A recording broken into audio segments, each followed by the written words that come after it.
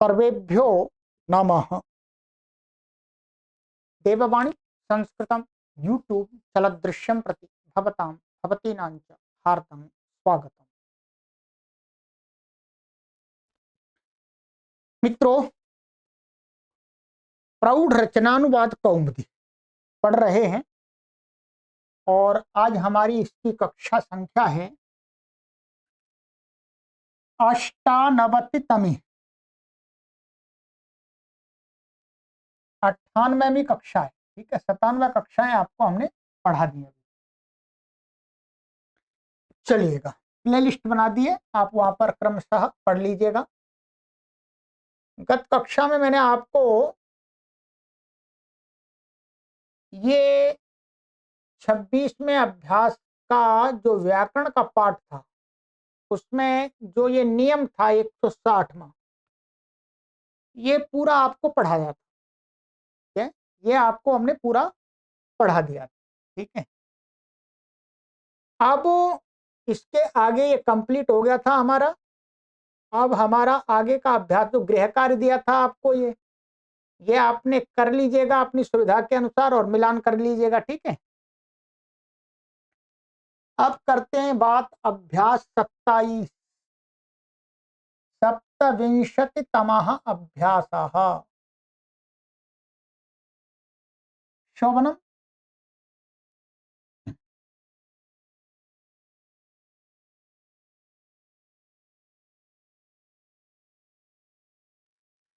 कह शब्दकोश है, 650 शब्दों को पढ़ा दिया आपको, 25 शब्द इसमें पढ़ेंगे, 675 शब्द हो जाएंगे।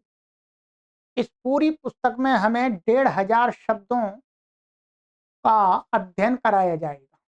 ठीक है, तो 675 शब्द हम आज तक पढ़ लेंगे। आज के सभी शब्द बहुत अच्छे हैं, खाने वाले हैं। शब्द खाने वाले नहीं है, इन शब्दों का जो अर्थ है वो खाने वाला है। आइएगा, भोज्य पदार्थ वाले शब्द। रोटिका, रोटी, रोटी को क्या बोलते हैं? रोटिका। फूपला, फुलका, फुलका बोलते। रोटी दो प्रकार की होती है, एक मोटी रोटी होती है, एक फुलकी होती है। तो फुलका, फुलका होता है, उसको बोलते हैं फूपला। ठीक है, पूलिका, पूरी, तो पूरी माने पूरी होती है जो ऑयल में फ्राई की जाती, तली जाती है। ठीक है, पूरी, तो उसको बोलते हैं पूलिका, पूरी। शशकुली स्त्रीलिंग शब्द है, खस्ता पूरी, खस्ता पूरी होती है एक, उसको बोलते हैं शशकुली। पिष्टिका, कचौड़ी को बोलते हैं पिष्टिका। पूपिका, पराठा, पराठा तो बहुत सारे लोग खाते हैं। ठीक है, तो पराठे को बोलते हैं पूपिका। लपसिका, हलवा, वाह आनंद आ गया। पायसम, खीर, खीर तो बहुत प्रसिद्ध है। सूत्रिका, सेवई। पक्वान्नम, पकवान, ठीक है, मिठाइयाँ, स्वीट। सूपाहा, दाल। ये सूप दाल मानी जो पकी हुई दाल होती है ना, बनी हुई दाल रेडी। शाकाह, साग, सब्जी को बोलते हैं। राज्यक्तम, रायता होता है, सभी जानते हैं। क्षीरम, दूध। आज्यम, घी, घी को क्या बोलते हैं? आज्यम। और एक दूसरा शब्द भी है घृतम, घृतम भी संस्कृत का है। ठीक है, आज्यम का अर्थ होता है जो पिघला हुआ घी होता है ना, उसको आज्यम बोलते हैं।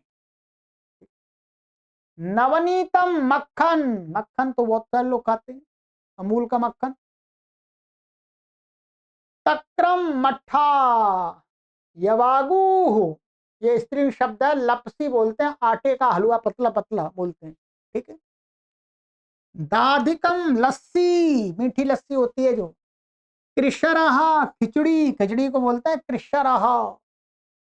शर्करा, शक्कर अथवा बूरा को शर्करा बोलते हैं। ठीक है, सिता, चीनी, जो चीनी होती है, शुगर, उसको बोलते हैं सिता। ठीक है, परंतु सामान्य बोलचाल में आजकल शर्करा, चीनी को भी शर्करा बोल देते हैं, शर्करा, ठीक है।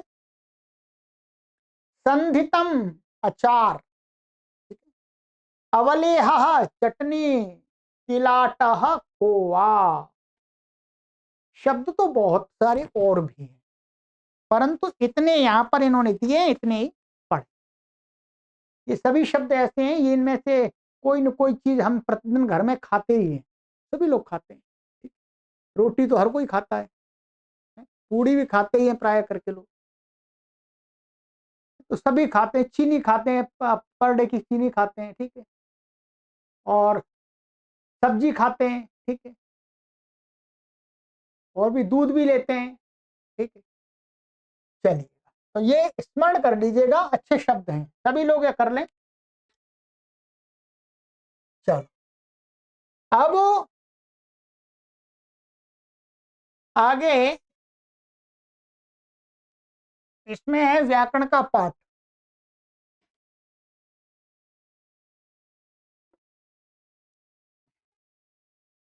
व्याकरण का पाठ है, इसमें भूभृत शब्द के ये रूप याद कराएंगे आपको, और दूहा और लिह धातु के रूप आपको याद कराएंगे।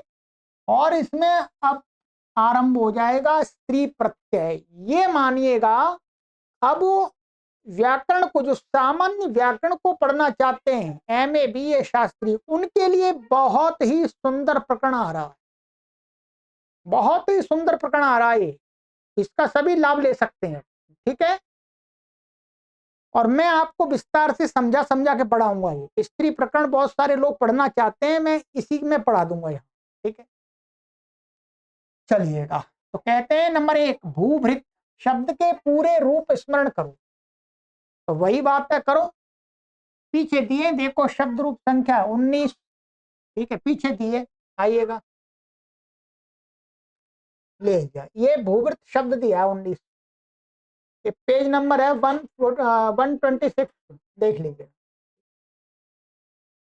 भूवृत्त का अर्थ होता है राजा अथवा पर्वत। क्या है? राजा अथवा पर्वत।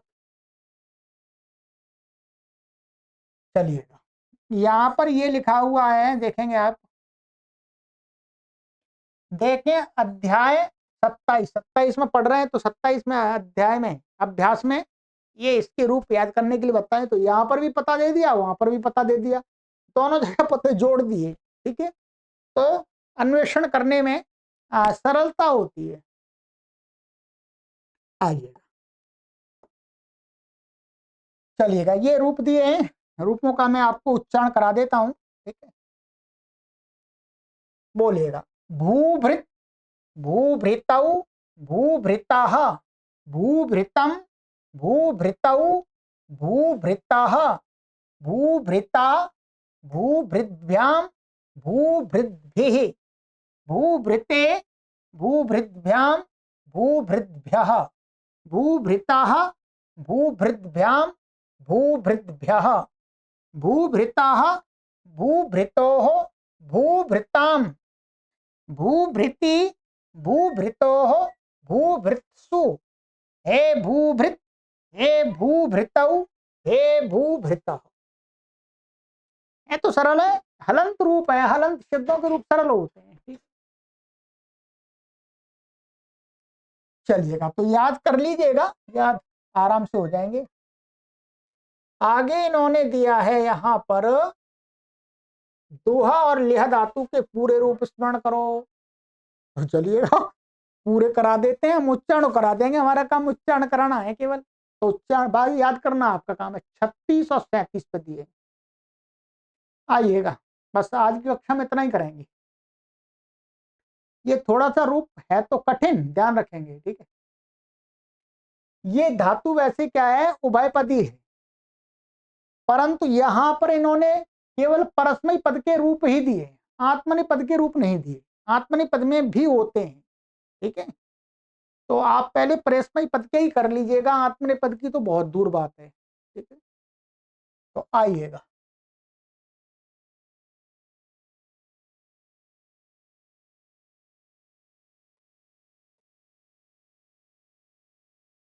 दुह का अर्थ होता है दुहना, ठीक है।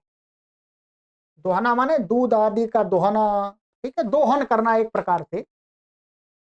चलिए, लट, दोग्धी दुग्धः दुहन्ति, धोक्षी दुग्धः दुग्ध, दोह्मी दुह्वः दुह्मः, ठीक है।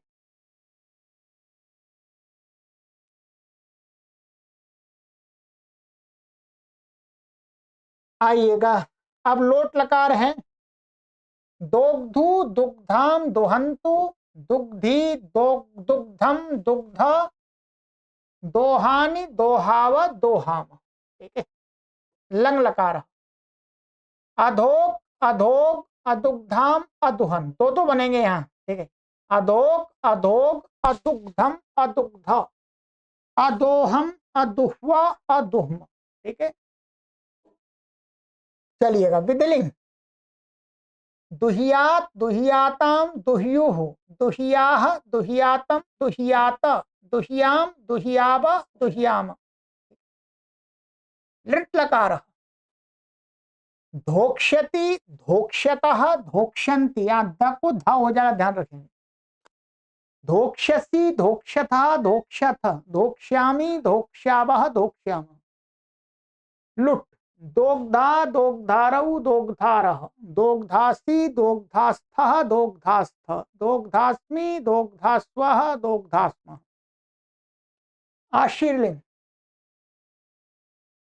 दुहियात दुहियास्ताम दुहियासुः, दुहियाः दुहियास्तम दुहियास्त, दुहियासम दुहियास्व दुहियास्म, ठीक है। लिंग, अधोक्ष्यत अधोक्ष्यताम अधोक्ष्यन, अधोक्ष्यः अधोक्ष्यतम अधोक्ष्यत, अधोक्ष्यम अधोक्ष्याव अधोक्ष्याम, ठीक है।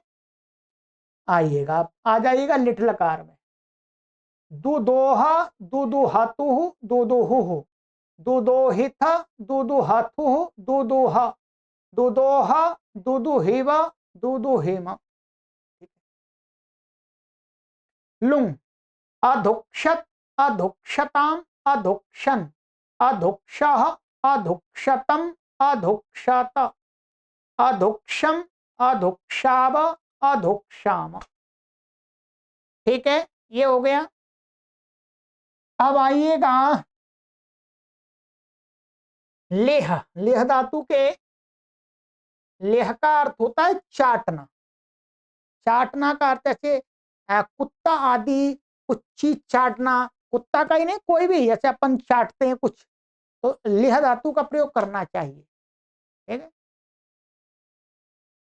चलिएगा, ये इसके भी केवल परस्मय पद के रूप दिए हैं, आत्मनेपद पद में भी होते हैं। लट, लेढ़ी लीढ़ः लिहंती, लेक्षी लीढ़ः लीढ़, लेहमे लेह्वः लिह्म। इसका रूप तो बहुत थोड़ा सा याद ही करना पड़ेगा आपको, अथवा व्याकरण पढ़िएगा पूरा। ये तो वास्तव में थोड़ा अलग अलग हो रहा है, लेढ़ी हो गया, लीढ़ा हो गया, फिर लिहंती हो गया। अब यहाँ तो पता ही नहीं लग रहा है कि लेह धातु का है ये। चलिएगा, याद कर लीजिएगा। लोट,